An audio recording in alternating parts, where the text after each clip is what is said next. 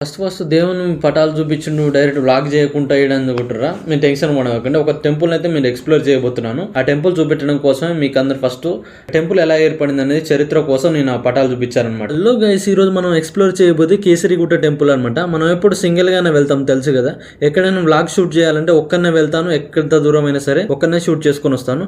మీకు తెలిసిన ఏమన్నా ఉంటే కింద కామెంట్ చేసేయండి, నాకు ఎక్స్ప్లోర్ చేయడానికి ట్రై చేస్తాను. ప్రెసెంట్ మనం ఎల్బినార్ నుంచి ఉప్పల్ వెళ్ళాలన్నమాట. ఉప్పల్ నుంచి ఈసీఎల్కి వెళ్ళాలి.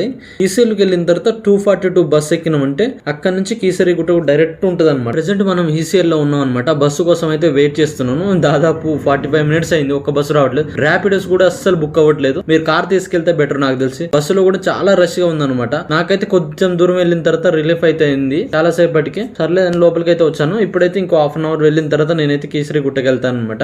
ఇక్కడ నుంచి జర్నీ మాత్రం చాలా బాగుంది. ఒక అడవి ప్రాంతం లెక్క ఉంది, పచ్చని తోరణాలు. హైదరాబాద్ తర్వాత ఇంత మంచి ప్లేస్ ఉందా అనిపించింది. చెట్లు పొదలతో చాలా బాగుంది అనమాట. కేసరి వెళ్ళిన తర్వాత గుట్టపైకి వెళ్ళాలంటే 15 రూపీస్ టికెట్ అయితే తీసుకున్నారు. సగం వరకు వస్తా అనమాట, పాస్ చెల్లదు పై వరకు అన్నమాట. ప్రెసెంట్ మనం కీసరి గుట్టకి అయితే వచ్చాం అనమాట. చాలా మంది ఇంకా పైన ఉంటారు అనమాట టెంపుల్ దగ్గర. ఈ రోజు నార్మల్ టైమ్స్ చాలా పబ్లిక్ అయితే తక్కువనే ఉన్నారు. ఇప్పుడు అయితే మనం నడుచుకుంటూ కేసరి గుట్టకి అయితే వెళ్ళిపోదాం. గుట్టకు నడుచుకుంటూ వెళ్తుండగా చాలా బాగుంది అనమాట. నాకు ఎంతో అడవి ప్రాంతం లెక్క అనిపించింది, కానీ చాలా నచ్చింది అనమాట ఈ ప్లేస్ మాత్రం. కింద ఎక్కడో ఇల్లు ఉన్నాయి, చుట్టూ మొత్తం చెట్లతో కూడా చాలా పచ్చగా అనిపించింది అనమాట. ఇక్కడ టెంపుల్ సైడ్ ఉన్నాను. ఇప్పుడైతే లోపలికి వెళ్ళి చూపించేద్దాం మనం. ఇప్పుడైతే చాలా బాగా నచ్చడంతో నేను అక్కడెక్కడే వచ్చేపు కూర్చున్నాను అనమాట. ఎండ విపరీతంగా అయితే ఉంది. ఎండ సమయంలో కాకుండా నార్మల్ టైంలో వస్తే బెటర్. మీరు ఇక్కడ చూపిస్తున్నా చూడండి, మీకు శివలింగాలు ఇక్కడోటి అక్కడోటి అక్కడోటి అన్ని శివలింగాలు ఉన్నాయి కదా. ఇక్కడ అక్కడ 2 కనపడుతుంది. ఇంకా మిగతా టైంలో ఇక్కడ చాలా విగ్రహాలు కనపడతాయి చూడు, శివుని చూపిస్తున్నాను చూడండి. ఇక్కడ ఒకటి అక్కడ ఒకటి. ఇన్ని శివలింగాలు ఎందుకు ఏర్పడ్డాయని దాన్ని బట్టి నేను కంప్లీట్ గా మీకు ఇప్పుడు ఎక్స్ప్లెయిన్ చేస్తాను చూడండి. మస్తు చాలా బాగుంటుంది స్టోరీ. అలాగే గుడి కూడా ఎలా ఏర్పడిందో దాన్ని బట్టి కూడా ఉంటుంది. రావణ సంహారం జరిగిన తర్వాత రాముడు సీతాదేవితో తిరిగి అయోధ్యకు వెళ్తుండగా మార్గం మధ్యలో ఈ కేసరి దగ్గర ఆగారనమాట. ఈ కేసరి అనేది ఎంతోగానో నచ్చడంతో రామునికి ఇక్కడ ఒక శివలింగాన్ని ప్రతిష్ఠించాలని అనుకున్నారనమాట.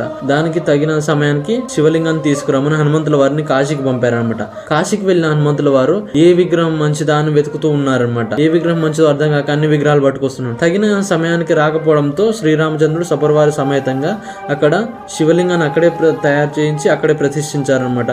దీనికి కోపంతో అలిగిపోయిన హనుమంతుల వారు అక్కడ ఉన్న శివలింగాలన్నీ విసిరి కొట్టారనమాట. ఆ శివలింగాలన్నీ ఎక్కడ పడితే అక్కడంతో ఎక్కడక్కడ ఉండేసరికి ఆ శివలింగాలన్నీ ఎక్కడ పడితే అక్కడ ప్రతిష్ఠించారనమాట. కోపాన్ని చల్లార్చిన రాముల వారు హనుమంతుల వారిని దగ్గరికి వెళ్లి, నువ్వు కూడా ఈ శివలింగాన్ని ఒకటి ప్రతిష్ఠించు, ఇది నీ పేరు మీదుగా కేసరిగిరిగా చెందుతుంది. ఇది ఇక రాను రాను కేసరి గుట్టగా మార్పు చెందినమాట. అప్పటి నుంచి మనం ఇక్కడ ఉండే శివలింగాలని పూజిస్తున్నాం అనమాట. ఇక లోపలికి అయితే వచ్చేసాను నేను. వచ్చిన తర్వాత ఇక లోపల అన్ని విగ్రహాలు ఉంటాయన్నమాట. అన్ని దేవుళ్ళని దర్శనం చేసుకోవచ్చు. నేనైతే లోపలికి అయితే వచ్చేసి దేవుని అయితే దర్శనం చేసుకుంటున్నాను అనమాట. మెల్లమెల్ల ఒక్కొక్క గుడికి అయితే వెళ్తున్నాను. ఫస్ట్ శివలింగం దగ్గరికి అయితే వెళ్ళి అక్కడైతే కొబ్బరికాయ కొట్టేశాను అనమాట. కావాల్సిన దర్శనానికి కావాల్సిన అన్ని సామాన్లు తీసుకొని కొబ్బరికాయ కూడా కొట్టేశాను. మన యూట్యూబ్ ఛానల్ బాగా గ్రోత్ అవ్వాలని ముక్కొని కొబ్బరికాయ అయితే కొట్టేశాను గైస్. మీ సపోర్ట్ వల్లే మనం 1000 సబ్స్క్రైబర్స్ దగ్గరలో ఉన్నాము. 1000 కూడా దాటాల్సి వస్తుంది. 1000 కాస్త 1 లాక్ అవ్వాలని మీ ఆశీర్వాదంతో ఉన్నాను. ఇక తర్వాత మళ్ళీ కూడా ఇక్కడే చూపిస్తాను అవసరమైతే.